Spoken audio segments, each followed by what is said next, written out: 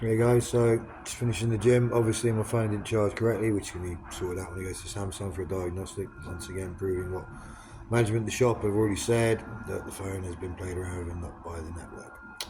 Now, it's funny, I wanted to point out certain things. Now, in all the years that I've been involved in studying various things like biochemistry and human health science and biology at a high level and psychology and, well, chemistry and genetics, I have also helped people with diagnosis when I've watched them train and figured out something might be wrong, a weak point or something that's damaged or an ailment.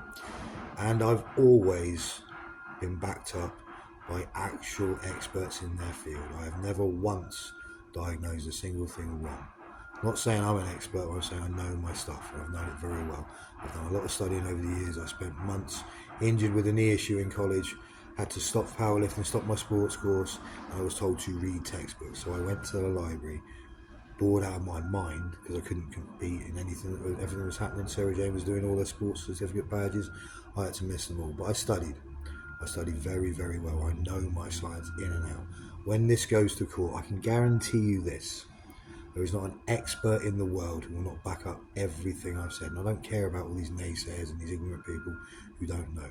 When this goes to court, it is categorically a fact. I have never once been wrong about my science. I may not have known everything, I've gone out and found it out, but I have never been wrong when I've pointed out something has done something in some way to a muscle, or there is a weak point or something that needs to be built on. And this can be backed up by actual professionals and experts in their field.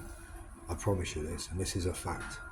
And this is something that certain little loudmouths who thought they were really clever and cotton on the things that they're talking about 20 years after trying to demonstrate the exercise to me didn't have a clue. It makes me wonder what their qualifications were actually printed on. Probably toilet paper, tissue paper, or just hopes and dreams, because they mean nothing. I promise you this will be proven. Every word. See you soon. Podcast soon. I did train today, day 5 of 6 days a week. Day 6 tomorrow, a couple of days off. Hard work, I am starving, hungry. I am obviously out of my money again, but that's how it goes. I haven't been awarded my PIP.